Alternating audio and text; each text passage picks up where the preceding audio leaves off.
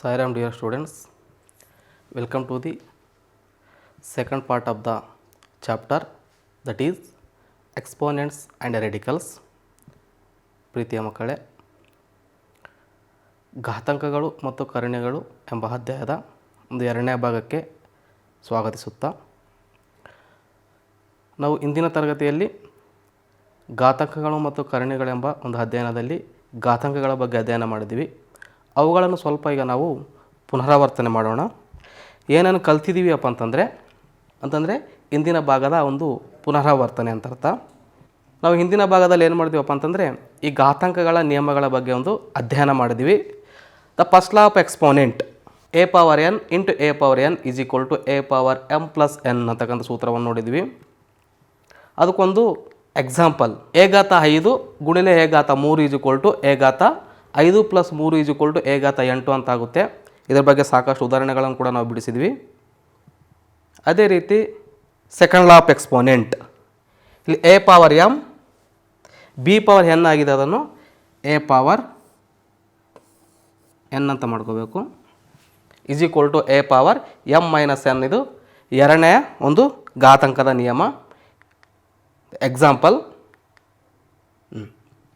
a power 5 divided by a power 3 is equal to a power 2 ಅಂತಂದರೆ a power ಏನಾಗುತ್ತೆ, ಅದು a power 5 minus 3 ಆಗುತ್ತೆ, ಆವಾಗ a power 2 ಅಂತ ಬರುತ್ತೆ. Third law of exponent a power m whole power n is equal to a power m into n ಅಂತೇಳಿ example ಕೊಟ್ಟಿದ್ವಲ್ಲಿ. 2 power 6 whole power 3 is equal to 2 power 3 into 6 ಅಂದರೆ ಎರಡನ್ನು ಗುಣಿಸಬೇಕು ನಾವು. 6 into 3 is equal to a power 18 ಅಂತ ಆಗುತ್ತೆ. Fourth law of exponent ಅಂತಂದರೆ ನಾಲ್ಕನೇ ನಿಯಮ. ನಾಲ್ಕನೇ ನಿಯಮ ಯಾವುದು ಅಂತಂದರೆ a power m into b power m equal to A B whole power m ಅಂತೇಳಿ ಎಕ್ಸಾಂಪಲ್. 5ರ ಘಾತ 2 ಗುಣಿಲೆ 7ರ ಘಾತ 2 ಘಾತಾಂಕಗಳು ಒಂದೇ ಇರುವುದರಿಂದ ನಾವು ಆಧಾರ ಸಂಖ್ಯೆಗಳು ಏನು ಮಾಡಬೇಕು, ಗುಣಿಸಬೇಕು ಅಂತ ಅರ್ಥ. 5 into 2 whole square is equal to 5 into 7 is equal to 35 whole square ಅಂತ ಆಗುತ್ತೆ, 35 ಓಲ್ ಸ್ಕ್ವೇರ್ ಅಂತೇಳಿ. ಅದೇ ರೀತಿ 5ನೇ ನಿಯಮ a power m divided by b power m is equal to a divided by b whole power m ಅಂತೇಳಿ example ಕೊಟ್ಟಿದ್ವಿ. ಇಲ್ಲಿ 2ರ ಘಾತ 3 ಬಾಗಿಲೆ 3ರ ಘಾತ 3 ಇಸ್ ಈಕ್ವಲ್ ಟು 2 ಬಾಗಿಲೆ 3 ಹೋಲ್ ಘಾತ 3 ಅಂತ ಆಗುತ್ತೆ.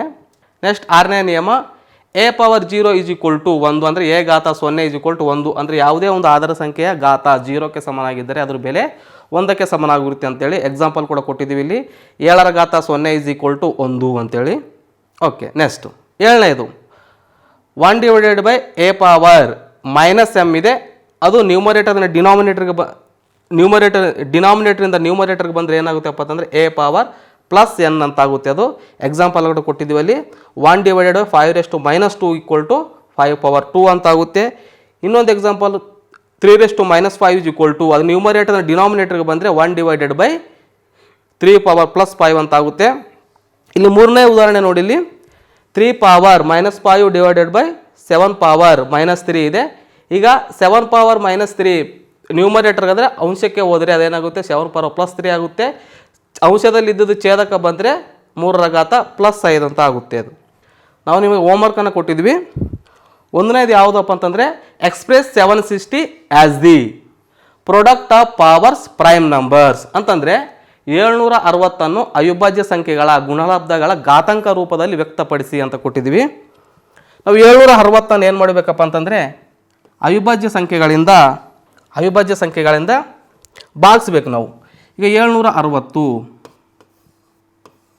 ಎಷ್ಟರಿಂದ ಭಾಗ ಆಗುತ್ತೆ, 2. ಇಲ್ಲಿ 2 3 6, ಅಲ್ಲಿ 7 ಇರೋದ್ರಿಂದ 1 ಉಳಿತು, ಈಗ 16 ಆಯಿತು. 2 8 16, ಇಲ್ಲಿ 0ಗೆ 0. ನೆಕ್ಸ್ಟ್ ಅಗೇನ್ 380 ಡಿವೈಡ್ ಬೈ 2, 2 1 2, 1 ಉಳಿತು 18 ಆಯ್ತು. ಈಗ 2 9 18 ಮತ್ತು ಇದು 0. ನೆಕ್ಸ್ಟ್ ಮತ್ತೆ 2ರಿಂದ ಭಾಗ ಆಗುತ್ತೆ, 2 9 18 19 ಇದೆ. 1 ಉಳಿತು 10 ಆಯ್ತು. ಈಗ 2 5 10 ಅಂತೇಳಿ. ನೆಕ್ಸ್ಟ್ ಈಗ ಎಷ್ಟರಿಂದ ಭಾಗ ಆಗುತ್ತೆ, ಈಗ 19ರಿಂದ ಭಾಗ ಆಗುತ್ತೆ, 19 5 ಇದು 95 ಅಂತೇಳಿ. ಸೊ ಇದನ್ನು ನಾವು ಘಾತಾಂಕ ರೂಪದಲ್ಲಿ ಯಾವ ರೀತಿಯಾಗಿ ವ್ಯಕ್ತಪಡಿಸ್ಬೋದಪ್ಪ ಅಂತಂದರೆ 760 ಇಸ್ ಈಕ್ವಲ್ ಟು 2 3 ಸಲ ಬಂದಿದೆ 2 is repeated 3 times 2 into 2 19 repeated 1 time 19 into 5 is equal to 2 3 ಸಲ ಬಂದಿದೆ 2 ಪವರ್ 3 19 ಒಂದು ಸಲ ಇಂಟು 5 ಒಂದು ಸಲ ಅದರ ಉತ್ತರ. ಓಕೆ, ಇದು ನಾವು ನಿಮಗೆ ಹೋಮ್ವರ್ಕು ಕೊಟ್ಟಿದ್ದು. ಓಕೆ, ನೆಕ್ಸ್ಟ್ ಈಗ ಎರಡನೇದು ಇವ್ಯಾಲ್ಯುವೇಟ್ ಅಂದರೆ ಸಂಕ್ಷೇಪಿಸಿ ಅಂತ ಕೊಟ್ಟಿದ್ವಿ. ಏನಪ್ಪ ಸಂಕ್ಷೇಪಿಸಿ ಅಂತಂದರೆ 35 ಭಾಗಿಲೆ 25 ಹೋಲ್ ಘಾತ 16 ಭಾಗಿಲೆ ನೆಕ್ಸ್ಟು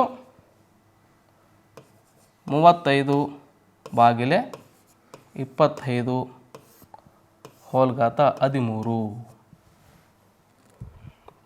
ಇದು ಯಾವ ರೀತಿಯಪ್ಪ ಅಂತಂದರೆ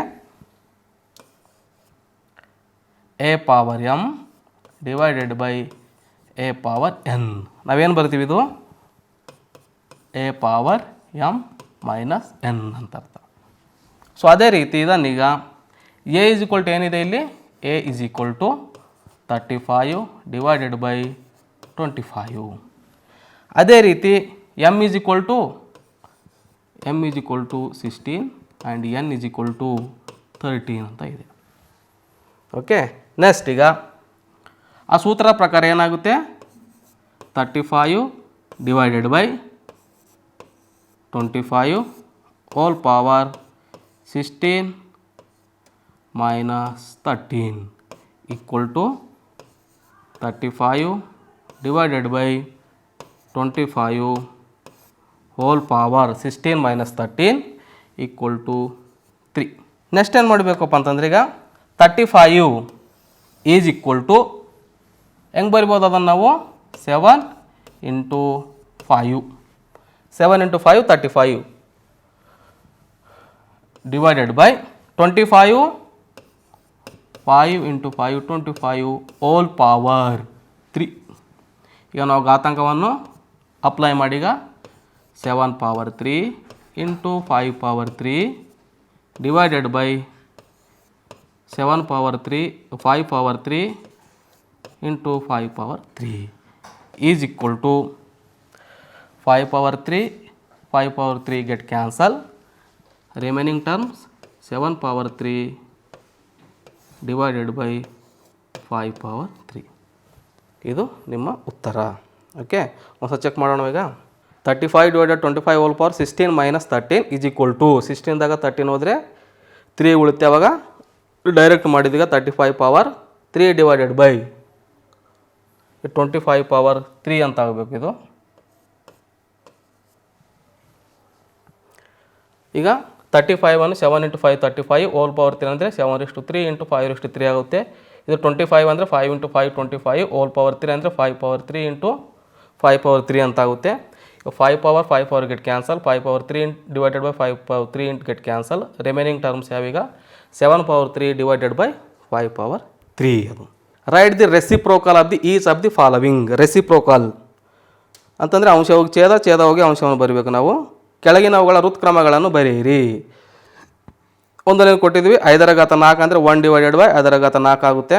ಎರಡನೇದು ಕೊಟ್ಟಿದ್ವಿ 3/4 ಹೋಲ್ ಸ್ಕ್ವೇರ್ ಅಂತಂದರೆ 4/3 ಹೋಲ್ ಸ್ಕ್ವೇರ್ ಅಂತ ಆಗುತ್ತೆ. ಇಲ್ಲಿಯವರೆಗೆ ನಾವು ಏನಪ್ಪ ಅಂತಂದರೆ ಇಂದಿನ ತರಗತಿಯಲ್ಲಿ ಕಲ್ತಿರ್ತಕ್ಕಂಥದ್ದು ಒಂದು ಅಧ್ಯಾಯ. ಈಗ ನಾವು ಮುಂದೆ ಏನಪ್ಪ ಅಂತಂದರೆ ಹೊಸದಾಗಿರ್ತಕ್ಕಂಥದ್ದು ಏನು ಅಂತಂದರೆ ಸರ್ಡ್ಸ್ ಅಂತೇಳಿ, ಅಂದರೆ ಕರಣಿಗಳು. ಸರ್ಡ್ಸ್ ಅಂತಂದರೆ ಕನ್ನಡದಲ್ಲಿ ಕರಣಿಗಳು ಅಂತ ಕರಿತೀವಿ ನಾವು. ಸೊ ಅದಕ್ಕಿಂತ ಮುಂಚಿತವಾಗಿ ನಾವು ಕೆಲವೊಂದು ಸಂಖ್ಯೆಗಳನ್ನು ಕೊಟ್ಟಿದ್ವಿ. ಯಾವ ಸಂಖ್ಯೆಗಳು ಯಾವ್ಯಾವಪ್ಪ ಅಂತಂದರೆ 4 9 27 625 7776. ಈ ಸಂಖ್ಯೆಗಳಿಗೆ ನಾವು ಏನಂತ ಕರಿತೀವಿ ರ್ಯಾಷನಲ್ ನಂಬರ್ಸ್ ಅಂತ ಕರಿತೀವಿ ನಾವು. ರ್ಯಾಷನಲ್ ನಂಬರ್ಸ್ ಅಂತಂದರೆ ಭಾಗಲಬ್ಧ ಸಂಖ್ಯೆಗಳು ಅಂತೇಳಿ. ಅದೇ ರೀತಿ ಇನ್ನು ಕೆಲವೊಂದು ಸಂಖ್ಯೆಗಳನ್ನು ಕೊಟ್ಟಿದ್ವಿ. ಯಾವಪ್ಪ ಅಂತಂದರೆ ಅದು ವರ್ಗಮೂಲ 4 ಅಂತ ಓದಬೇಕು, ಅದಂದರೆ √4 ಅಂತ ಓದಬೇಕು. ನೆಕ್ಸ್ಟ್ ಎರಡನೇದು ವರ್ಗಮೂಲ 9 ಅಂತ ಓದಬೇಕು, ಅದನ್ನು ಅಂದರೆ √9. ಇಲ್ಲಿ 3 ಇದೆ, √8 ಅಂತಂದರೆ ಘನಮೂಲ 8, ಇದು ಕೂಡ ಘನಮೂಲ 27. ಇದು 4ನೇ ಮೂಲ 625 ಅಂತಂದರೆ 4th ರೂಟ್ ಆಫ್ 625 ಅಂತೇಳಿ. ಇಲ್ಲಿ 6th ರೂಟ್ ಆಫ್ 7776 ಆಗಿದೆ, ಅದು 5th ರೂಟ್ ಆಗಬೇಕಿದು. ಇದು 5th ರೂಟ್ ಆಫ್ 7776 5ನೇ ಮೂಲ 7776 is are also rational number. ಇವುಗಳನ್ನು ಕೂಡ ನಾವು ಭಾಗಲಬ್ಧ ಸಂಖ್ಯೆಗಳು ಅಂತ ಕರಿತೀವಿ. ಈ ಸಂಖ್ಯೆಗಳನ್ನು ಕೂಡ ನಾವು ರ್ಯಾಷನಲ್ ನಂಬರ್ಸ್ ಅಂದರೆ ಭಾಗಲಬ್ಧ ಸಂಖ್ಯೆಗಳನ್ನು ಕರಿತೀವಿ. ಈ ಸಂಖ್ಯೆಗಳನ್ನು ಕೂಡ ನಾವು ರ್ಯಾಷನಲ್ ನಂಬರ್ಸ್ ಅಂದರೆ ಭಾಗಲಬ್ಧ ಸಂಖ್ಯೆಗಳು ಅಂತ ಕರಿತೀವಿ. ಆದರೆ ವ್ಯತ್ಯಾಸ ಏನು? ಚಿಹ್ನೆ ಮಾತ್ರ ವ್ಯತ್ಯಾಸ ಇದೆ. ಇಲ್ಲಿ 4 ಇದೆ, ಇಲ್ಲಿ 4 ಕೆಳಗಡೆ ಏನಿದೆ ವರ್ಗಮೂಲ 4. ವರ್ಗಮೂಲ 4 ಅಂತಂದ್ರೆ ವರ್ಗ ಸಂಖ್ಯೆ. ಯಾವ ರೀತಿಯ ವರ್ಗ ಸಂಖ್ಯೆ? 1ರ ವರ್ಗ ಇಸ್ ಈಕ್ವಲ್ ಟು 1, 2ರ ವರ್ಗ ಇಸ್ ಈಕ್ವಲ್ ಟು 4, 3ರ ವರ್ಗ ಇಸ್ ಈಕ್ವಲ್ ಟು 9, 4ರ ವರ್ಗ ಇಸ್ ಈಕ್ವಲ್ ಟು 16. ಅದೇ ಥರ ವರ್ಗಮೂಲ 4 ಅಂತಂತಂದರೆ ಅದು ಯಾವ ಸಂಖ್ಯೆಯ ವರ್ಗಮೂಲ? ಅದು 2ರ ವರ್ಗ. 2ಅನ್ನು 2 ಸಲ ಗುಣಿಸೋದ್ರಿಂದ ವರ್ಗ ಸಂಖ್ಯೆ ಬರುತ್ತೆ. 2 × 2 ಇಸ್ ಈಕ್ವಲ್ ಟು 4. ವರ್ಗಮೂಲ ಅಂತಂದರೆ ಅದ್ರದ್ದು ಮೂಲ ಬರಬೇಕು. ವರ್ಗಮೂಲ ಇಸ್ ಈಕ್ವಲ್ ಟು 2. ಇದು ಭಾಗಲಬ್ಧ ಸಂಖ್ಯೆ ಆಯ್ತು ಈಗ. ಆದ್ದರಿಂದ ಇದು ವರ್ಗಮೂಲ 4 ಅಂದರೂ ಕೂಡ ನಾವು ಭಾಗಲಬ್ಧ ಸಂಖ್ಯೆ ಅಂತ ಕರಿತೀವಿ. ಅದೇ ರೀತಿ ವರ್ಗಮೂಲ 9 ಇಸ್ ಈಕ್ವಲ್ ಟು ಅದ್ರ ಬೆಲೆ 3. ಆಗ ಇದನ್ನು ಕೂಡ ನಾವು ಭಾಗಲಬ್ಧ ಸಂಖ್ಯೆ ಅಂತ ಕರಿತೀವಿ. ಇದು ಘನಮೂಲ 8 ಅಂತಿದೆ. ಇದರ ಬೆಲೆ ಎಷ್ಟಾಗುತ್ತೆ ಅವಾಗ? ಘನಮೂಲ ಅಂತಂದರೆ 2 ಆಗುತ್ತೆ. ಆದ್ದರಿಂದ ಈ ಎಲ್ಲ ಸಂಖ್ಯೆಗಳನ್ನು ಕೂಡ ನಾವು ಏನಂತ ಕರಿತೀವಪ್ಪ ಅಂತಂದರೆ ಭಾಗಲಬ್ಧ ಸಂಖ್ಯೆಗಳು ಅಂತ ಕರಿತೀವಿ. ಇದರೂ ಕೂಡ ಏನಾಗ್ತದಪ್ಪ ಅಂತಂದರೆ 5 ಆಗುತ್ತೆ ಇದ್ರ ಬೆಲೆ. 5ರಲ್ಲಿ 25, 25 125, 125 5ಲ್ಲಿ 625 ಅಂತೇಳಿ.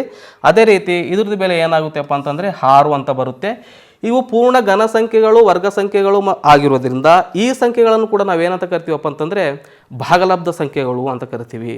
ಆದರೆ ಭಾಗಲಬ್ಧ ಅಲ್ಲದಿರತಕ್ಕಂಥ ಸಂಖ್ಯೆಗಳು ಯಾವ್ಯಾವು ಅಂತಕ್ಕಂಥದ್ದನ್ನು ನೋಡೋಣ ಈಗ. ಇವು ಕೂಡ ಭಾಗಲಬ್ಧ ಸಂಖ್ಯೆಗಳು. ಈಗ ಇಲ್ಲಿ ಕೊಟ್ಟಿದ್ದು ನಾವು ವರ್ಗಮೂಲ 2 ಅಂದರೆ ಸ್ಕ್ವೇರ್ ರೂಟ್ ಆಫ್ 2, ಇನ್ನೊಂದು ಕ್ಯೂಬ್ ರೂಟ್ ಆಫ್ 5 ಇದೆ, 7th root of 9 are not rational numbers. ಅಂದರೆ ಇವು ಭಾಗಲಬ್ಧ ಸಂಖ್ಯೆಗಳು ಅಲ್ಲ. ಆದರೆ ಇವುಗಳನ್ನು ನಾವೇನಂತ ಕರಿತೀವಿ? ಸರ್ಡ್ಸ್ ಅಂತ ಕರಿತೀವಿ. ಅಂತಂದರೆ ಕಾರಣಿಗಳು. ಯಾಕೆ ಕಾರಣಿಗಳು ಅಂತ ಕರಿತೀವಿ ಅಂತಂದರೆ ಈಗ ವರ್ಗಮೂಲ 4 ಅಂತಂದರೆ ಇದು ಪೂರ್ಣ ವರ್ಗ ಸಂಖ್ಯೆ, ಇದ್ರ ಬೆಲೆ 2. ಆದರೆ ವರ್ಗಮೂಲ 2 ಅಂತಕ್ಕಂಥದ್ದು ಇದು ಪೂರ್ಣ ವರ್ಗ ಸಂಖ್ಯೆ ಅಲ್ಲ. ಇದರ ಬೆಲೆ ಏನಾಗುತ್ತೆಪ್ಪ ಅಂತಂದರೆ ಅದು ದಶಮಾಂಶ ರೂಪದಲ್ಲಿ ಬರುವುದರಿಂದ ಈ ಸಂಖ್ಯೆಗಳನ್ನು ನಾವು ಪೂರ್ಣ ಸಂಖ್ಯೆಗಳಲ್ಲಿ ಉತ್ತರವನ್ನು ಪಡೆಯೋಕ್ಕಾಗಲ್ಲ. ಹಾಗಾಗಿ ಈ ಸಂಖ್ಯೆಗಳನ್ನು ನಾವು ಏನಂತ ಕರಿತೀವಪ್ಪ ಅಂತಂದರೆ ಕರಣಿಗಳು ಅಂತ ಕರಿತೀವಿ. ಅದೇ ರೀತಿ 5 ಇದೆ. ಘನಮೂಲ 5 ಅಂದರೆ ಯಾವುದೇ ಒಂದು ಸಂಖ್ಯೆಯನ್ನು 3 ಸಲ, ಅದೇ ಸಂಖ್ಯೆಯನ್ನು 3 ಸಲ ಗುಣಿಸೋದ್ರಿಂದ ನಮಗೆ ಆ ಸಂಖ್ಯೆ ಪಡಿಬೇಕು. ಆದರೆ ಈ 5 ಅಂತಕ್ಕಂಥದ್ದು ಅದು ಪೂರ್ಣ ಘನ ಸಂಖ್ಯೆ ಅಲ್ಲ. ಅದ್ರ ಮೂಲ ಕೂಡ ಏನಾಗುತ್ತೆಪ್ಪ ಅಂತಂದರೆ ದಶಮಾಂಶದಲ್ಲಿ ಬರುತ್ತೆ. ಹಾಗಾಗಿ ಈ ಸಂಖ್ಯೆಗಳನ್ನು ನಾವು ಕರಣಿಗಳು ಅಂತ ಕರಿತೀವಿ.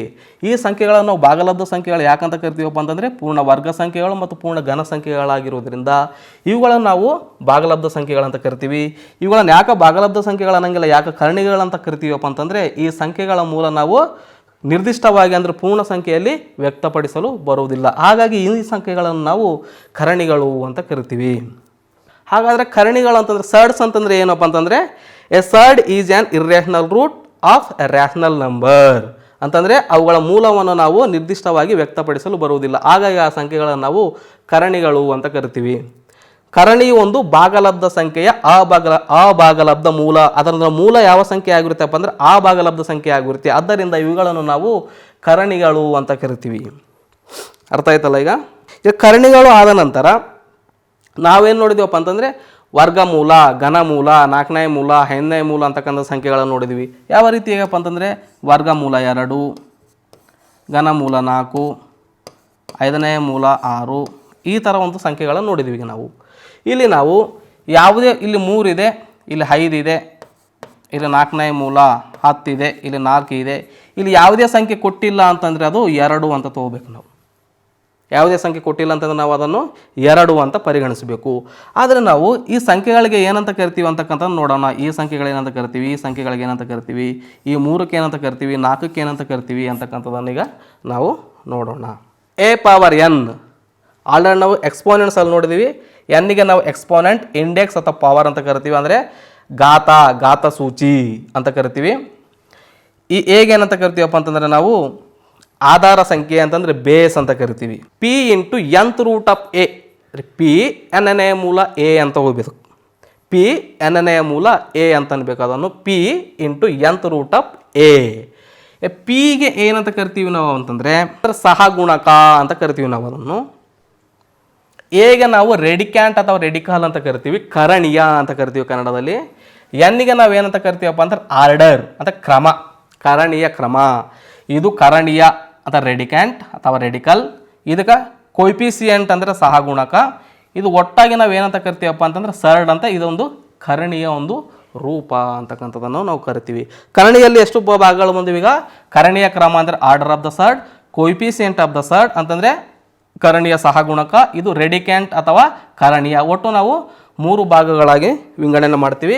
ಇದನ್ನು ನಾವು ಕರಣೀಯ ಚಿಹ್ನೆ ಅಂತ ಕರಿತೀವಿ. ನಾವು ಇದನ್ನು ಕರಣೀಯ ಒಂದು ಚಿಹ್ನೆ ಅಂದರೆ symbol. Exponential form of a surd ಅಂತಂದರೆ ಕರಣೀಯ ಒಂದು ಘಾತಾಂಕ ರೂಪ.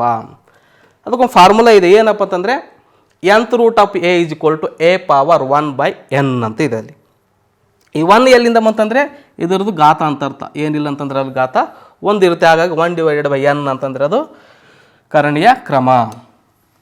ಇದಕ್ಕೊಂದು ಎಕ್ಸಾಂಪಲ್ ನೋಡೋಣ ಈಗ. Express the following surds in exponential form. ಕೆಳಗಿನ ಕರಣಿಗಳನ್ನು ಘಾತಾಂಕ ರೂಪದಲ್ಲಿ ಬರೆಯಿರಿ. ಈಗ 1ನೇದು ಎಷ್ಟಿದೆ? ಇದು ಘನಮೂಲ 5. ಈ ಎನ್ ಇದ್ದಲ್ಲಿ ಏನಿದೆ? 3. ಎ ಇದ್ದಲ್ಲಿ A value is equal to 5, N value is equal to 3.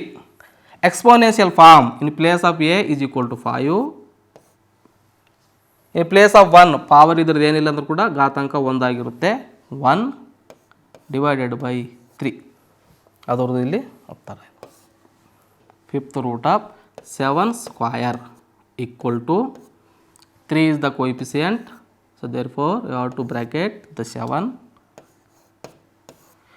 In place of 1 the power is 2, therefore 2 divided by 5. ಘಾತಾಂಕ ರೂಪ 2/5 ಅಂತ ಆಗುತ್ತೆ. ಅದೇ ರೀತಿಯಲ್ಲಿ ಘಾತಾಂಕ 3 ಇದೆ. ಇಲ್ಲಿ ಏನಿಲ್ಲ ಅಂತಂದರೆ 2 ಅಂತ ಬರಿಬಾರ್ದು ನಾವು. ಅವ್ರು ಏನು ಕೊಟ್ಟಿಲ್ಲಪ್ಪ ಅಂತಂದ್ರೆ 2 ಅಂತ ಹೇಳಿ ಅದನ್ನು ನಾವು ಪರಿಗಣನೆಗೆ ತೆಗೆದುಕೊಳ್ಳಬೇಕು. ಆದ್ದರಿಂದ ಇದ್ರ ಘಾತಾಂಕ ರೂಪ ಏನಾಗುತ್ತಪ್ಪ ಅಂತಂದರೆ 10⁻3/2 ಅಂತ ಆಗುತ್ತೆ. Write the following surds as order 6. ಉದಾಹರಣೆ ಏನಪ್ಪ ಅಂತಂದ್ರೆ ಈಗ ಸ್ಕ್ವೇರ್ ರೂಟ್ ಆಫ್ 2 ಕರಣೀಯ ಕ್ರಮ 6 ಇರುವಂತೆ ನಾವು ಪರಿವರ್ತಿಸಬೇಕು. ಇಲ್ಲಿ ಏನಿಲ್ಲ ಅಂದರೆ 2 ಇರುತ್ತೆ, 2. ಇಲ್ಲಿ 2 ಇರೋದ್ರಿಂದ ನಾವು ಎಷ್ಟರಿಂದ ಗುಣಿಸಿದ್ರೆ 6 ಬರುತ್ತೆ? 3. 2 × 3 ಅಂತ ಆಗುತ್ತೆ. ಅವಾಗ ನಾವು ಎಷ್ಟಿಂದ ಗುಣಿಸಿದ್ವಿ ಅದೇ ನಾವು ಇಲ್ಲಿ ಘಾತಾಂಕ ರೂಪದಲ್ಲಿ ಬರಿಬೇಕು. ಇದು ಅವಾಗ ಏನಾಗುತ್ತೆ? ಇದು 6th ರೂಟ್ 2/3 ಅಂತಂದರೆ 8 ಅಂತ ಆಗುತ್ತೆ. 6th ರೂಟ್ ಆಫ್ 8 ಅಂತ. ನೆಕ್ಸ್ಟ್ ಈಗ ಲಾಸ್ ಆಫ್ ಸರ್ಡ್ಸ್ ಅಂದರೆ ಕರಣೀಯ ಒಂದು ನಿಯಮಗಳು. ಘಾತಾಂಕದ ನಿಯಮಗಳು ಯಾವ ರೀತಿಯಾಗಿದ್ದವು ಅದೇ ರೀತಿ ಇಲ್ಲಿ ಕೂಡ ಏನಪ್ಪ ಅಂತಂದರೆ ಒಂದು ಕರಣೀಯ ನಿಯಮಗಳು ಬರುತ್ತೆ ಅಂತಂದರೆ first law of surds nth root of a whole power n is equal to nth root of a power n is equal to a ಅಂತ ಬರುತ್ತೆ. ಯಾವ ರೀತಿ ಹೇಗಪ್ಪ ಅಂತಂದರೆ ಇದು nth root of a whole power n is equal to ಹೆಂಗೆ ಬರಿಬೋದು ನಾವು ಇದನ್ನು? nth root of a whole power n ಅಂತಂದರೆ ಇದು ಇದು nth ರೂಟ್ ಕ್ಯಾನ್ಸಲ್ ಆಗಿ ಎ ಅಂತ ಬರುತ್ತೆ. ಇದು ಈ ಪವರ್ ಅಂತಂದರೆ ಇಲ್ಲಿ ಎ ಘಾತ ಅಂತ ಅರ್ಥದು. ಇದಕ್ಕೊಂದು ಉದಾಹರಣೆ ಯಾವುದಪ್ಪ ಅಂತಂದರೆ ಎಕ್ಸಾಂಪಲ್ ಕ್ಯೂಬ್ ರೂಟ್ ಆಫ್ 5/3. ಅವಾಗ ಏನಾಗುತ್ತೆ? ಇದು ಕ್ಯೂಬ್ ರೂಟ್ ಆಫ್ 5 ಇದು ಹೋಲ್ ಪವರ್ 3 ಅಂತ ಅರ್ಥವ. ಆವಾಗ ಇದು ಕ್ಯೂಬ್ ಕ್ಯಾನ್ಸಲ್ ಆಗುತ್ತೆ, 5 ಅಂತ ಬರುತ್ತೆ. Second law nth root of A into nth root of B is equal to nth root of A B. ಅಂದರೆ ಆರ್ಡರ್ ಸೇಮ್ ಇರಬೇಕು. ಇಲ್ಲಿ ಎನ್ ಕರಣೀಯ ಕ್ರಮ ಸಮ ಇದ್ದಾಗ ನಾವು ಕರಣೀಯಗಳನ್ನು ಏನು ಮಾಡಬೇಕು? ಗುಣಿಸಬೇಕು. ಯಾವ ರೀತಿ ಹೇಗಪ್ಪ ಅಂತಂದರೆ ಎಕ್ಸಾಂಪಲ್ ಒಂದು ಇದು cube root of 3 into cube root of 5. 2 cube root ಇವೆ.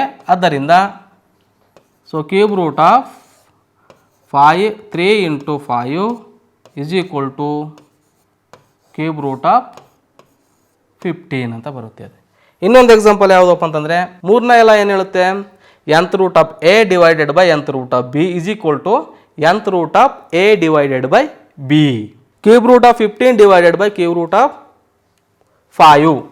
ಇದು ಯಾವ ರೀತಿಯಾಗಿ ಬರ್ಬೋದಪ್ಪ ಅಂತಂದರೆ ನಾವು cube root of 15 divided by 5. Okay, 15 1 ಝಾ 15 3 ಝಾ. So therefore cube root of ಇದು 3 ಅಂತ ಬರುತ್ತೆ.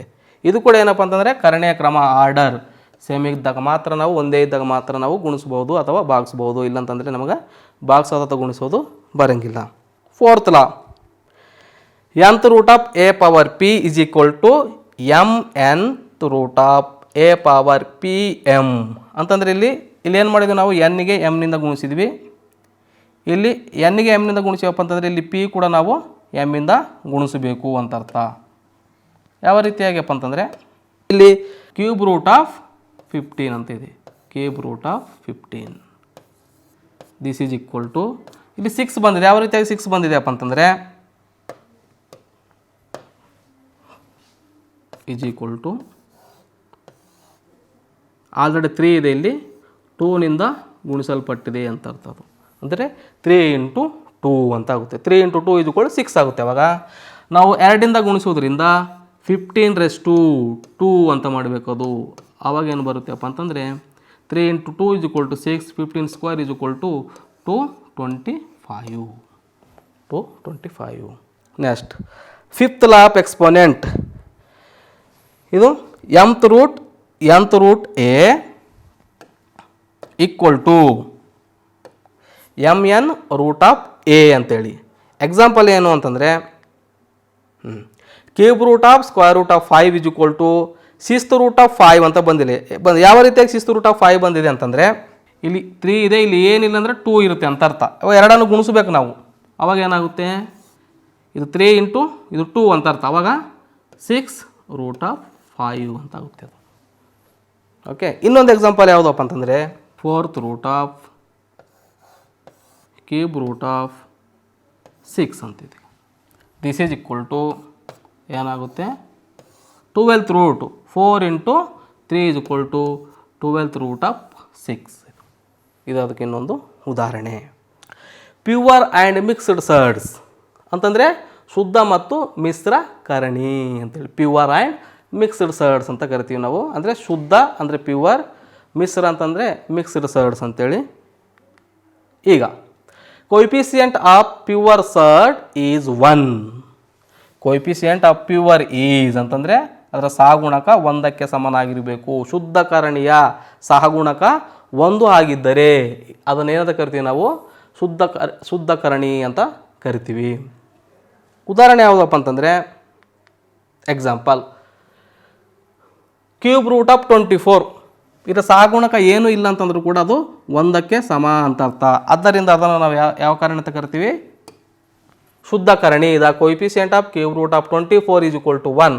Similarly, the coefficient of square root of 6 is equal to 1. So therefore these two surds are called pure surds ಅಂತ ಕರಿತೀವಿ ನಾವು pure surds. ಇನ್ನು examples ಯಾವ್ಯಾವು square root of 2, cube root of 4, 5th root of 10 etcetera. ಇವು ಕೂಡ ಏನಂತ ಕರಿತೀವಿ ನಾವು ಪ್ಯೂವರ್ ಸರ್ಡ್ಸ್. ಯಾಕಂತಂದರೆ ಕೊಯಿಫಿಷಿಯಂಟ್ ಅಂದರೆ ಸಹಗುಣಕ 1ಕ್ಕೆ ಸಮ. The coefficient of mixed surd is a rational number other than 1. ಇದರ ಕೊಯಿಫಿಷಿಯಂಟ್ ಸಹಗುಣಕ ಏನಾಗಿರಬೇಕು 1ಅನ್ನು ಬಿಟ್ಟು ಬೇರೆ ಸಂಖ್ಯೆಯನ್ನು ಹೊಂದಿದ್ದರೆ ಅದಕ್ಕೆ ನಾವು ಏನಂತ ಕರಿತೀವಿ 1ಅನ್ನು ಹೊರತುಪಡಿಸಿ. ಅದರ್ ದೆನ್ 1, 1ಅನ್ನು ಬಿಟ್ಟು ಬೇರೆ ಸಂಖ್ಯೆಯನ್ನು ಭಾಗಲಬ್ಧ ಸಂಖ್ಯೆಯನ್ನಾಗಿ ಅದರ ಸಹಗುಣಕವನ್ನು ಹೊಂದಿದ್ದರೆ ಅದಕ್ಕೆ ಏನಂತ ಕರಿತೀವಿ ನಾವು ಮಿಕ್ಸ್ಡ್ ಸರ್ಡ್ಸ್ ಅಂತಂದರೆ ಮಿಶ್ರ ಕರಣಿಗಳು ಅಂತ ಕರಿತೀವಿ. ಅದಕ್ಕೊಂದು ಉದಾಹರಣೆ ಯಾವುದಪ್ಪ ಅಂತಂದರೆ 2 × ಕ್ಯೂಬ್ ರೂಟ್ ಆಫ್ 3 ಅಂದರೆ ಕೊಯಿಫಿಷಿಯಂಟ್ ಅದರ್ ದೆನ್ 1 ಅಂತಂದರೆ 1ಅನ್ನು ಹೊರತುಪಡಿಸಿ ಬೇರೆ ಸಂಖ್ಯೆ ಸಹಗುಣಕ ಆಗಿರೋದ್ರಿಂದ ಇದನ್ನು ನಾವು ಏನಂತ ಕರಿತೀವಪ್ಪ ಅಂತಂದರೆ ಮಿಶ್ರ ಕರಣಿ ಅಂತಂದರೆ ಮಿಕ್ಸ್ಡ್ ಸರ್ಡ್ ಅಂತ ಕರಿತೀವಿ ಅದನ್ನು ನಾವು. ಅದೇ ರೀತಿಯಲ್ಲಿ 5 ಇದೆ, ಇದನ್ನು ಕೂಡ 1ಅನ್ನು ಬಿಟ್ಟು ಬೇರೆ ಸಂಖ್ಯೆ ಇರುವುದರಿಂದ ಇದನ್ನು ಕೂಡ ನಾವು ಏನಂತ ಕರಿತೀವಪ್ಪ ಅಂತಂದರೆ ಮಿಶ್ರ ಕರಣಿ ಅಂತಂದರೆ ಮಿಕ್ಸ್ಡ್ ಸರ್ಡ್ ಅಂತ ಕರಿತೀವಿ. ಸಹಗುಣಕ 1ಅನ್ನು ಬಿಟ್ಟು ಬೇರೆ ಸಂಖ್ಯೆ ಯಾವುದೇ ಇದ್ದರೂ ಕೂಡ ಅದನ್ನು ನಾವು ಏನಂತ ಕರಿತೀವಪ್ಪ ಅಂತಂದರೆ ಶುದ್ಧ ಕರಣಿ ಅಂತಂದರೆ ಪ್ಯೂವರ್ ಸರ್ಡ್. ಇದು ಮಿಕ್ಸ್ಡ್ ಸರ್ಡ್ ಅಂತ ಕರಿತೀವಿ. ಸಹಗುಣಕ 1ಕ್ಕೆ ಸಮನಾಗಿದ್ದರೆ ಅದನ್ನು ನಾವು ಪ್ಯೂರ್ ಸರ್ಡ್ ಅಥವಾ ಶುದ್ಧ ಕರಣಿ ಅಂತ ಕರೆಯುತ್ತೇವೆ. ಎಕ್ಸಾಂಪಲ್ ಕೊಟ್ಟರೆ ಇಲ್ಲಿ ಏನಪ್ಪ ಅಂದ್ರೆ convert cube root of 24 in a mixed surds ಅಂತಂದರೆ ಘನಮೂಲ 24 ಮಿಶ್ರಕರಣಿಯಾಗಿ ಬರೆಯಿರಿ. ಕ್ಯೂಬ್ ರೂಟ್ ಆಫ್ 24 ಇಲ್ಲಿ ಕ್ಯೂಬ್ ರೂಟ್ ಇರೋದ್ರಿಂದ ನಾವು ಪರ್ಫೆಕ್ಟ್ ಕ್ಯೂಬ್ ನಂಬರಿಂದ ಗುಣಿಸಬೇಕಂದ್ರೆ ಘನ ಸಂಖ್ಯೆಯಿಂದ ಗುಣಿಸ್ಬೇಕಂತಂದ್ರೆ ಅಂದರೆ ಯಾವುದು ಘನ ಸಂಖ್ಯೆಗಳು 1 cube is equal to 1, 2 cube is equal to 8, 3 cube is equal to 3 into 3 9, 9 into 3 27, okay 4 cube is equal to 4 4 16, 16 4 64 ಇವು ಘನ ಸಂಖ್ಯೆಗಳು. ಇಲ್ಲಿ ಕ್ಯೂಬ್ ರೂಟ್ ಇರೋದ್ರಿಂದ ನಾವು ಘನ ಸಂಖ್ಯೆ ಅಂತ ತೆಗೆದುಕೊಂಡು ಗುಣಿಸಬೇಕು. ಯಾವುದು ಘನ ಸಂಖ್ಯೆ ಇಲ್ಲಿ 8 ಒಂದು ಘನ ಸಂಖ್ಯೆ, 27 ಒಂದು ಘನ ಸಂಖ್ಯೆ, 64 ಒಂದು ಘನ ಸಂಖ್ಯೆ. ಈ ಇಷ್ಟು ಸಂಖ್ಯೆಗಳು ಯಾವ ಸಂಖ್ಯೆಯಿಂದ ಗುಣಿಸಿದ್ರೆ ಬರುತ್ತೆ ನಮ್ಗೆ 24? 8ಇಂದ ಗುಣಿಸಿದ್ರೆ ಬರುತ್ತೆ ನೋಡ್ರಿ. ಯಾವಾಗ 8ರಿಂದ ಅಂತಂದರೆ 8 into 3. So perfect cube number ಯಾವುದು ಇಲ್ಲಿ 8. ಸೊ ಅದನ್ನು ನಾವು ಹೊರಗಡೆ ತಂದಾಗ ಏನಾಗುತ್ತೆಪ್ಪ ಅಂತಂದರೆ ಘನಮೂಲ 2. ಸೊ ಅವಾಗ ಏನಾಗುತ್ತೆ 2 into 2 into cube root of 3. ಅವಾಗ ಯಾವ ಸರ್ಡಿಗೆ ಇದು ಕನ್ವರ್ಟ್ ಆಗ್ತಿದ್ದು ಮಿಕ್ಸ್ಡ್ ಸರ್ಡ್. ಅಂದರೆ ಕೋಎಫಿಷಿಯಂಟ್ ಏನಾಯಿತು ಅದರ್ ದೆನ್ 1. ಕೋಎಫಿಷಿಯಂಟ್ ಏನಾಯಿತು ಸಹಗುಣಕ 1ಅನ್ನು ಬಿಟ್ಟು ಬೇರೆ ಸಂಖ್ಯೆ ಆಯಿತು. ಆದ್ದರಿಂದ ಇದಕ್ಕೆ ನಾವು ಏನಂತ ಕರಿತೀವಪ್ಪ ಮಿಕ್ಸ್ಡ್ ಸರ್ಡಿಗೆ ಇದು ಕನ್ವರ್ಟ್ ಆಯಿತು ಅಂತೇಳಿ. ಇಲ್ಲಿಗ 8 into 3 cube root of 8 into 3 is equal to root 2 into cube root of 3. ಈ 8ಅನ್ನು ಹೊರಗಡೆ ತಂದಾಗ ಏನಾಗುತ್ತೆ ಅದು 2. Convert 5 into square root of 6 in a pure surds ಅಂದರೆ 5 ವರ್ಗಮೂಲ 6ಅನ್ನು ಶುದ್ಧಕರಣಿಯಾಗಿ ಬರೆಯಿರಿ. ನಾವು ಇಲ್ಲಿ ಏನು ಮಾಡಿದ್ದೀವಪ್ಪ ಅಂತಂದರೆ ಶುದ್ಧಕರಣಿ ಇದ್ದಿದ್ದು ಮಿಶ್ರಕರಣಿ ಅಂತಂದರೆ pure surd is converted into mixed surd. Here mixed surd is converted into pure ಸರ್ಡಿಗೆ ಮಾಡಬೇಕು. ಇದು ತುಂಬ ಈಸಿ. ಯಾವ ರೀತಿ ಹೇಗಪ್ಪ ಅಂತಂದರೆ 5 ಇಂಟು ಸ್ಕ್ವೇರ್ ರೂಟ್ ಆಫ್ 6 ಇದೆ. ಇಲ್ಲಿ ಸ್ಕ್ವೇರ್ ರೂಟ್ ಇರುವುದರಿಂದ ಈ 5ಅನ್ನು ನಾವು ಕರ್ಣಿ ಚಿಹ್ನೆ ಒಳಗಡೆ ತೊಗೊಂಡೋಗ್ಬೇಕು. ಏನಾಗುತ್ತೆ ಅದು ಇದು 5 ಸ್ಕ್ವೇರ್ ಆಗುತ್ತೆ. 5 square is equal to 25 into 6. Multiplication ಮಾಡ್ರಿ. ಈಗ 6 into 5 30 carry 3, 6 into 2 12 plus 3 15 square root 15 ಅಂದರೆ ಏನಾಯ್ತು ಈಗ ನಮಗಿದು ಪ್ಯೂರ್ ಸರ್ಡ್ ಶುದ್ಧ ಕರಣಿಗೆ ಕನ್ವರ್ಟ್ ಆಯಿತು ಅಂತ ಅರ್ಥ. ಇನ್ನೊಂದು ಎಕ್ಸಾಂಪಲ್ ನೋಡೋಣ ನಾವು. 2 into cube root of 2 into cube root of 3 ಇದೆ. ಅಂದರೆ ಕ್ಯೂಬ್ ಇದು ಘನಮೂಲ ಇರೋದ್ರಿಂದ ಇದು ನಾವು ಘನ ಸಂಖ್ಯೆಗೆ ಪರಿವರ್ತಿಸಬೇಕು. 2 ಒಳಗಡೆ ಹೋದರೆ ಏನಾಗುತ್ತದಪ್ಪ ಅಂತಂದರೆ 2 ಇಂಟು 2 ಇಂಟು 2 3 ಸಲ ಗುಣಿಸಬೇಕು. 2 into 2 into 2 is equal to 2 into 2 4, 4 into 2 is equal to 8 ಆಗುತ್ತೆ. ಅವಾಗಿದು 8 ಇಂಟು 2 ಇಸ್ ಈಕ್ವಲ್ ಟು ಏನಾಗುತ್ತೆ ಇದು ಕ್ಯೂಬ್ ರೂಟ್ ಆಫ್ 16 ಅಂತ ಆಗುತ್ತೆ. ಸಿಂಪ್ಲೆಸ್ಟ್ ಅಂದರೆ ಲೋಯೆಸ್ಟ್ ಫಾರ್ಮ್ ಆಫ್ ಸರ್ಡ್ಸ್ ಅಂದರೆ ಕನಿಷ್ಠ ರೂಪದ ಕರಣಿಗಳು. ಕನಿಷ್ಠ ರೂಪ ಅಂದರೆ ಯಾವ ರೀತಿಯಾಗಿರ್ತಾವಪ್ಪ ಅಂತಂದರೆ nth ರೂಟ್ ಆಫ್ ಎ ಅಂದರೆ ಎನ್ನನೇ ಮೂಲ ಎ ಅಥವಾ ಪಿ ಎನ್ನನೇ ಮೂಲ ಎಯಲ್ಲಿ ಎಯು ಸಾಧ್ಯವಾದಷ್ಟು ಚಿಕ್ಕ ಸಂಖ್ಯೆಯಾಗಿದ್ದು ಭಿನ್ನರಾಶಿ ರೂಪದಲ್ಲಿರದೆ ಮತ್ತು ಬಿ ಘಾತ ಎನ್ ಅನ್ನು ಅಪವರ್ತನವಾಗಿ ಹೊಂದಿಲ್ಲದಿದ್ದರೆ ಅದು ಕನಿಷ್ಠ ರೂಪದಲ್ಲಿದೆ ಎನ್ನುತ್ತೇವೆ. ಅದನ್ನು ಉದಾಹರಣೆ ಮಾಡಿ ನಾವು ತಿಳಿದುಕೊಳ್ಳೋಣ. If nth root of a or p nth root of A is a surd such that a is neither in the form of a fraction nor it contains a factor of b power n like, then it is called the surd in simplest form ಅಂತ ಕರಿತೀವಿ. ಒಂದು ಉದಾಹರಣೆ ನೋಡೋಣ ಯಾವುದಪ್ಪ ಅಂತಂದರೆ ಈಗ square root of 8 ಇದೆ. ಈಗ ನಾವು 8ಗೆ ನಾವು ಸ್ಕ್ವೇರ್ ಎಂಬುದ ಗುಣಿಸಿದ್ರೆ 8 ಬರುತ್ತೆ. ಈಗ ನೋಡಿ, ಈಗ ಇದನ್ನು ನಾವು 4 ಇಂಟು 2 ಅಂತ ಬರಿಬೋದು. ಅಂತಂದರೆ ಸ್ಕ್ವೇರ್ ನಂಬರಿಂದ ಗುಣಿಸಿದ್ರೆ ನಮಗೆ 8 ಬರುತ್ತೆ. ಹಾಗಾಗಿ ಇದೇನು ಸಿಂಪ್ಲೆಸ್ಟ್ ಫಾರ್ಮಲ್ಲಿ ಇಲ್ಲ ಅಂತ ಅರ್ಥ.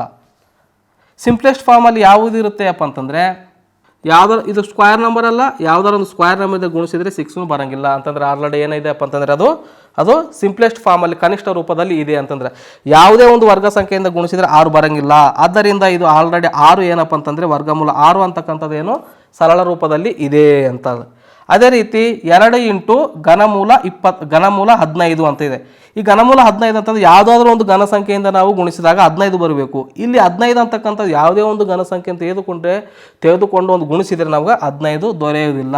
ಆಲ್ರೆಡಿ ಏನಾದಪ್ಪ ಅಂತಂದರೆ ಇದು ಕನಿಷ್ಠ ರೂಪದಲ್ಲಿ ಇದೆ ಅಂತೇಳಿ. ಇವುಗಳಿಗೆ ಏನಂತ ಕರಿತೀವಿ ನಾವು simplest form of the surds, ಅಂದರೆ ಕನಿಷ್ಠ ರೂಪದ ಕರಣಿಗಳು ಅಂತ ಕರೆಯುತ್ತೇವೆ. ಇಲ್ಲಿ not √20 and cube root of 125 divided by 18 are not in the simplest form. ಅವೇನು ಸರಳ ರೂಪದಲ್ಲಿ ಇಲ್ಲ ಅಂತ ಕೊಟ್ಟಿದ್ದೀವಿ ನಾವು. ಯಾಕೆ ಸರಳ ರೂಪದಲ್ಲಿ ಇಲ್ಲ ಅಂತಂದರೆ, ಈಗ ಅವುಗಳನ್ನು ಉದಾಹರಣೆಗೆ ತೆಗೆದುಕೊಂಡಿದ್ದು ಲೆಕ್ಕಗಳನ್ನು ಬಿಡಿಸಿದ್ವಿ. ಈಗ ಕೆಳಗಿನ ಕಾರಣಿಗಳನ್ನು ಕನಿಷ್ಠ ರೂಪದಲ್ಲಿ ಬರೆಯಿರಿ. ಒಂದನೇದು ಯಾವುದಪ್ಪ ಅಂತಂದರೆ ವರ್ಗಮೂಲ 20. ನೋಡಿರಿ, ವರ್ಗಮೂಲ 20. ಈ 20ಗೆ ನಾವು ಯಾವುದಾದ್ರು ಒಂದು ಘನ ಸಂಖ್ಯೆಯಿಂದ ಗುಣಿಸಿದರೆ 20 ಬರುತ್ತೆ ನಮ್ಗೆ. ಈ 4 ಅಂತಕ್ಕಂಥ ಒಂದು ವರ್ಗ ಸಂಖ್ಯೆ, ಇಲ್ಲಿ ವರ್ಗಮೂಲ ಇರೋದ್ರಿಂದ ವರ್ಗ ಸಂಖ್ಯೆಯಿಂದ ಗುಣಿಸಬೇಕು ನಾವು. ಅವಾಗ ಏನಾಗುತ್ತೆ, ಒಂದು ವರ್ಗ ಸಂಖ್ಯೆ ಇಂಟು ಇನ್ನೊಂದು ಭಾಗಲಬ್ಧ ಸಂಖ್ಯೆ. ಅವಾಗ ಏನು ಬರುತ್ತೆ ನಮಗೆ 20 ಬರುತ್ತೆ. ಈ ವರ್ಗ ಸಂಖ್ಯೆಯನ್ನು ನಾವು ಹೊರಗಡೆ ತೊಗೊಂಡು ಬರಬೇಕು. ಅವಾಗ ಏನಾಗುತ್ತೆ, ಅದು 2√5. ಅವಾಗ ಇದು ಏನಪ್ಪ ಅಂತಂದರೆ ಇದು ಕನಿಷ್ಠ ರೂಪ. ಈ ಕರಣಿಯ ಒಂದು ಕನಿಷ್ಠ ರೂಪ, ಸಿಂಪ್ಲೆಸ್ಟ್ ಫಾರ್ಮ್ ಅಂತ ಕರಿತೀವಿ. ಈಗ ಸೆಕೆಂಡ್ ಒನ್ ಬಿಡಿಸಿದ್ವಿ. ಇಲ್ಲಿ ಏನು cube root of 125 divided by 18, cube root of 125 divided by 18 into 12/12 ಅಂತ ಬಂದಿದೆ. ಯಾವ ರೀತಿಯಾಗಿ 12/12 ಬಂದಿದೆ ಅಂತಂದರೆ, ಈ 125 ಅಂತಕ್ಕಂಥದ್ದು ಆಲ್ರೆಡಿ ಏನದು 5ರ ಘನ ಅಂತ ಅರ್ಥ. ಯಾವ ರೀತಿಯಾಗಿ 5ರ ಘನ, 5 cube is equal to 125. 5 cube is equal to 125. ಈಗ 18 ಅಂತಕ್ಕಂಥದ್ದು ಘನ ಸಂಖ್ಯೆ ಅಲ್ಲ, ಅದನ್ನು ನಾವು ಸರಳೀಕರಿಸಬೇಕು. ಯಾವ ರೀತಿಯಾಗಿ ಸರಳೀಕರಿಸಬೇಕು ಅಂತಂದರೆ, 18 ಇದೀಗ ಫ್ಯಾಕ್ಟರ್ಸ್ ಕಂಡಿಡ್ರಿ. 18 2 9s 18, next 3 3s 9. So 18 is equal to 2 into 3 into 3, 2 into 3 into 3 ಅಂತ ಬಂದಿದೆ.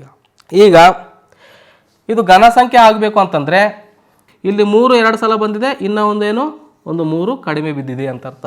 ಇದು ಪೂರ್ಣ ಘನ ಸಂಖ್ಯೆ, ಇದು ಪರ್ಫೆಕ್ಟ್ ಕ್ಯೂಬ್ ನಂಬರ್ ಆಗಬೇಕಂತಂದರೆ ಇವು ಒಂದೇ ರೀತಿಯ ಸಂಖ್ಯೆಗಳು 3 ಸಲ ಬಂದಿರಬೇಕು. ಇಲ್ಲಿ 3 2 ಸಲ ಬಂದಿರೋದ್ರಿಂದ ಇನ್ನೊಂದು 3 ಬೇಕು ನಮ್ಗೆ. ಇಲ್ಲಿ 2 ಒಂದೇ ಸಲ ಬಂದಿರೋದ್ರಿಂದ 2 ಇನ್ನೂ 2 ಸಲ ಬೇಕಂತ ಅರ್ಥ. ಸೊ ಇನ್ನು ಫ್ಯಾಕ್ಟರ್ಸ್ ಉಳಿರ್ತಕ್ಕಂಥ ಫ್ಯಾಕ್ಟರ್ಸ್ ಯಾವ್ಯಾವು ನಮ್ಗೆ 2 into 2 into 3 ಈ ಸಂಖ್ಯೆಗಳು ಬೇಕಂತ ಅರ್ಥ. 2 into 3 2 into 2 4 4 into 3 is equal to ಅವಾಗ ಏನಾಗುತ್ತೆ 12 ಅಂತ ಆಗುತ್ತೆ. ಈ 12 ನಾವು ಏನು ಮಾಡಬೇಕು, ನ್ಯೂಮರೇಟರ್ ಮತ್ತು ಡಿನಾಮಿನೇಟರ್ ಎರಡಕ್ಕೆ ಏನು ಮಾಡಬೇಕು, ನಾವು ಗುಣಿಸಬೇಕು. ಅವಾಗ ಬೆಲೆಯಲ್ಲಿ ಅಂಶ ಮತ್ತು ಛೇದಕ್ಕೆ ಒಂದೇ ಸಂಖ್ಯೆಯಿಂದ ಗುಣಿಸುವುದರಿಂದ ಅಥವಾ ಭಾಗಿಸುವುದರಿಂದ ಬೆಲೆಯಲ್ಲಿ ಯಾವುದೇ ರೀತಿಯ ಬದಲಾವಣೆ ಆಗುವುದಿಲ್ಲ ಅಂಥೇಳಿ. ಈಗ 12/12 ಗುಣಿಸಿದ್ವಿ. ಈಗ is equal to cube root of already 125 ಏನಿದೆ, ಅದು ಕ್ಯೂಬ್ ನಂಬರ್ ಇದೆ, ಅದು ಹೊರಗಡೆ ಬಂದರೆ ಏನಾಯ್ತು, ಈಗ 5 ಆಯ್ತು. ಇದು ಈಗ ಉಳಿದಿದ್ದೇನಲ್ಲಿ 12. ಈಗ 18 ಇಂಟು ನಾವು 12 ಗುಣಿಸಿದ್ರೆ ಎಷ್ಟು ಬರುತ್ತೆ ಅಪ್ಪ ಅಂತಂದ್ರೆ ಈಗ 216. 216 ಅಂತಕ್ಕಂಥದ್ದೇನು 6ರ ಘನ ಅಂತ ಅರ್ಥ. ಇದು ಪೂರ್ಣ ಘನ ಸಂಖ್ಯೆ ಇರೋದ್ರಿಂದ ಇದನ್ನು ಕೂಡ ನಾವು ಹೊರಗಡೆ ತರಬೇಕು. ಅವಾಗ ಏನಾಗುತ್ತೆ, ಇದು ಆಲ್ರೆಡಿ 125 ಹೊರಗಡೆ ತಂದು 5 ಆಗಿದೆ. ಇದು ಡಿವೈಡೆಡ್ ಬೈ ಇದೇನಾಗುತ್ತೆ, 216 ಹೊರಗಡೆ ಬಂದರೆ ಏನಾಗುತ್ತೆ, ಘನಮೂಲ ಅಂದರೆ 5 ಡಿವೈಡೆಡ್ ಬೈ 6. ಇದು ಕ್ಯೂಬ್ ರೂಟ್ ಆಫ್ ಉಳಿದುದೇನಿಗೆ ನಾವು 12. ಇದೇನಪ್ಪ ಅಂತಂದರೆ ಇದರದ್ದು ಸರಳೀಕರಣ, ಈ ಒಂದು ಸಂಖ್ಯೆಯ ಸರಳ ರೂಪ. ಇದು ಒಂದನೇ ಉದಾಹರಣೆ, ಇದು ಎರಡನೇ ಉದಾಹರಣೆ. ಈ 12 ಯಾವ ರೀತಿಯಾಗಿ ಬಂತು ಅಂತಕ್ಕಂಥದ್ದನ್ನು ಈಗ ನಾನು ಹೇಳಿದ್ದೀನಿ. ಈಗ ಏನಪ್ಪ ಅಂತಂದರೆ ಸಿಮಿಲರ್ ಅಂತಂದರೆ ಲೈಕ್, ಸಿಮಿಲರ್ ಮತ್ತು ಲೈಕ್ ಅಂತಂದರೆ ಒಂದೇ. ಸಿಮಿಲರ್ ಸರ್ಡ್ಸ್ ಅಂದರೆ ಸಮರೂಪಿ ಅಥವಾ ಸಜಾತಿ ಅಂದರೆ ಒಂದೇ ಹೆಸರು, ಸಮರೂಪಿ ಅಥವಾ ಸಜಾತಿಯ ಕರಣಿಗಳು.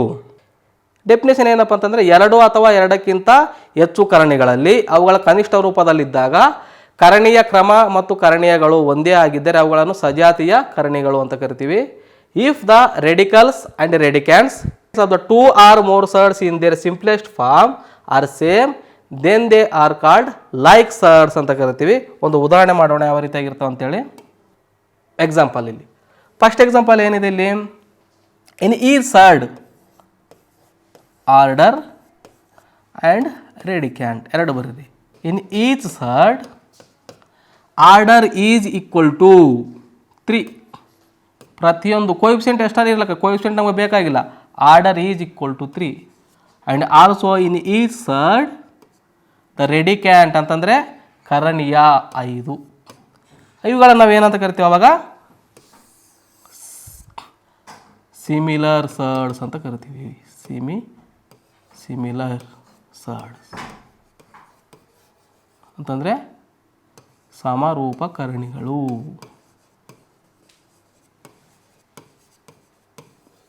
ಸಮರೂಪಕರಣಿಗಳು ಅಂತ ಕರಿತೀವಿ. ಇನ್ನೊಂದು ಎಕ್ಸಾಂಪಲ್ ಯಾವುದು ಅಂತಂದರೆ 4th root of 6, 4th root of 2 into 4th root of 6, 8 into 4th root of 6. Order ಅಂದರೆ ಕರಣೀಯ ಕ್ರಮ 4, ಕರಣೀಯ 6. ಕರಣೀಯ ಕ್ರಮ 4, order is 4, radicand is 6. Order is 4, radicand is equal to 6. In each side order and radicand is equal, therefore these sides are called similar ಅಂತಂದರೆ ನಾವು ಸಮರೂಪಕರಣಿಗಳೆಂದು ಕರೆಯುತ್ತೇವೆ. ಇಲ್ಲೊಂದು ಉದಾಹರಣೆ ಇದೆ. ಫಸ್ಟ್ ಏನಿದೆಪ್ಪ ಅಂತಂದರೆ ಸ್ಕ್ವೇರ್ ರೂಟ್ ಆಫ್ 12, ಇನ್ನೊಂದೇನಿದೆ ಸ್ಕ್ವೇರ್ ರೂಟ್ ಆಫ್ 48, ಇನ್ನೊಂದು ಸ್ಕ್ವೇರ್ ರೂಟ್ ಆಫ್ 75, ಇನ್ನೊಂದು ಸ್ಕ್ವೇರ್ ರೂಟ್ ಆಫ್ 300. ಇಲ್ಲಿ ಆರ್ಡರ್ ಈಕ್ವಲ್ ಇದೆ. Order is 2, order is 2, order is 2, order is 2. Radicate 12, 48, 75, 300 ಬೇರೆ ಬೇರೆ ಇದೆ. ಇದನ್ನು ನಾವು ಏನು ಮಾಡಬೇಕಪ್ಪ ಅಂತಂದರೆ ಫಸ್ಟು ಸಿಂಪ್ಲೆಸ್ಟ್ ಫಾರ್ಮ್ಗೆ ನಾವು ಏನು ಮಾಡಬೇಕು, ಅದನ್ನು ಕನ್ವರ್ಟ್ ಮಾಡಬೇಕು. ಈಗ ಸಿಂಪ್ಲೆಸ್ಟ್ ಫಾರ್ಮ್ಗೆ ಯಾವ ರೀತಿ ಕನ್ವರ್ಟ್ ಮಾಡಬೇಕಪ್ಪ ಅಂತಂದರೆ 12 ಇದೆ, ಸ್ಕ್ವೇರ್ ನಂಬರಿಂದ ಮಲ್ಟಿಪ್ಲಿಕೇಶನ್ ಮಾಡಿದ್ರೆ 12 ಬರಬೇಕು. ಯಾವ ಸ್ಕ್ವೇರ್ ನಂಬರಿಂದ ಮಾಡಿದ್ರೆ ಬರ್ತದೆ ನಮ್ಗೆ 4 into 3. Square number ಯಾವುದಲ್ಲಿ 4. ಅವು 4ಅನ್ನು ಹೊರಗಡೆ ತಂದರೆ ಏನಾಗುತ್ತೆ ಅವಾಗ 2, ಅದು ಸ್ಕ್ವೇರ್ ರೂಟ್ ಬರಬೇಕು. ಅವಾಗ ಏನಾಯಿತು 2√3. ಅದೇ ರೀತಿ ಸ್ಕ್ವೇರ್ ರೂಟ್ ಆಫ್ 48 ಇದೆ. ಯಾವ ಸ್ಕ್ವೇರ್ ನಂಬರಿಂದ ಮಲ್ಟಿಪ್ಲಿಕೇಶನ್ ಮಾಡಿದ್ರೆ ಬರುತ್ತೆ ನಮ್ಗೆ 16 into 3.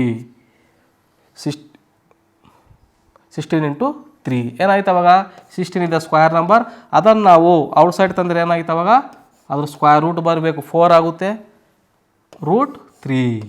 ಇದು √3 ಅಷ್ಟೇ ಬರಬೇಕಿದೆ. ಅದೇ ರೀತಿ 75 ಇದೆ. ಯಾವ ಸ್ಕ್ವೇರ್ ನಂಬರ್ ಮಲ್ಟಿಪ್ಲಿಕೇಶನ್ ಮಾಡಿ 75 ಬರುತ್ತೆ ನಮ್ಗೆ 25 into 3. 75 is equal to square number ಯಾವುದು 25 ಸ್ಕ್ವೇರ್ ನಂಬರ್ ಇದೆ, ಹೊರಗಡೆ ತೊಗೊಂಬರ ಏನಾಗುತ್ತೆ ಅದು 5 square root of 3. So last one ಯಾವುದು 300. 300 ಏನಾಗುತ್ತೆ ಅವಾಗ 100 into 3 ಈಸ್ ಈಕ್ವಲ್ ಟು ಏನಾಯ್ತು ಅವಾಗ 100ಅನ್ನು ಹೊರ ತೊಗೊಂಬರ ಏನಾಗುತ್ತೆ ಅವಾಗ 10 square root of 3. In simplest form in each side order and radicand is equal. ಅಂದರೆ ಕರಣೀಯ ಕ್ರಮ ಆರ್ಡರ್ ಕರಣೀಯ ಕ್ರಮ 2, ಕರಣೀಯ 3, 2, 3, 2 and 3. So 2 and 3. So therefore ಇವುಗಳನ್ನು ಕೂಡ ನಾವೇನಂತ ಕರಿತೀವಿ ಸಿಮಿಲರ್ ಸರ್ಡ್ಸ್ ಅಂತ ಕರಿತೀವಿ ನಾವು. ಸಿಂಪ್ಲೆಸ್ಟ್ ಫಾರ್ಮ್ಗೆ ಕನ್ವರ್ಟ್ ಮಾಡಿದ ನಂತರ ಅವುಗಳನ್ನು ಆರ್ಡರ್ ಮತ್ತು ರೆಡಿಕೆಂಟ್ 2 ಈಕ್ವಲ್ ಬಂದವು, ಸೇಮ್ ಬಂದವು ಎಲ್ಲ ಕರಣಿಗಳಂತಂದರೆ ಅವಾಗ ನಾವು ಸಮರೂಪಕರಣಿಗಳು ಅಂತ ಕರಿತೀವಿ. ಅವಾಗ ಈಗ ಇಲ್ಲಿಯವರೆಗೆ ನಾವು ಏನು ಅಧ್ಯಯನ ಮಾಡಿದ್ವಿ ಅವುಗಳ ಮೇಲೆ ನಿಮಗೊಂದು ಅಸೈನ್ಮೆಂಟು. ಫಸ್ಟ್ ಯಾವುದಪ್ಪ ಅಂತಂದರೆ which of the following are surds ಅಂತಂದರೆ ಕೆಳಗಿನಗಳಲ್ಲಿ ಯಾವ್ಯಾವ ಕರಣಿಗಳು. ನಾವು ಕರಣಿಯ ಲಾಸ್ ಆಫ್ ಸರ್ಡ್ಸ್ ನೋಡಿದ್ವಲ್ಲ, ಅವುಗಳನ್ನ ಉಪಯೋಗಿಸ್ಕೊಂಡು ನಾವು 5 into square root of 5 into square root 80 ಇದೆ. ಇವುಗಳನ್ನು ಮಲ್ಟಿಪ್ಲಿಕೇಶನ್ ಮಾಡಿ ನೀವು ಚೆಕ್ ಮಾಡಬೇಕು ಕರಣಿ ಬರ್ತದ ಇಲ್ಲ ಅಂತಕ್ಕಂಥದ್ದನ್ನು ನೀವು ನೋಡಬೇಕು. 4 ಲೆಕ್ಕ ಇವೆ. ನೆಕ್ಸ್ಟು ಎರಡನೇದು ಏನಪ್ಪ ಅಂತಂದರೆ express the following as pure surds in their simplest form. Pure ಸರ್ಡ್ಗೆ ನಾವು ಇಲ್ಲಿ ಕನ್ವರ್ಟ್ ಮಾಡೋದು. 3 ಲೆಕ್ಕಗಳಿವೆ. Next express the following as mixed surds in the simplest form. ಇಲ್ಲೊಂದು 2 ಲೆಕ್ಕಗಳಿವೆ. ತುಂಬ ಧನ್ಯವಾದಗಳು.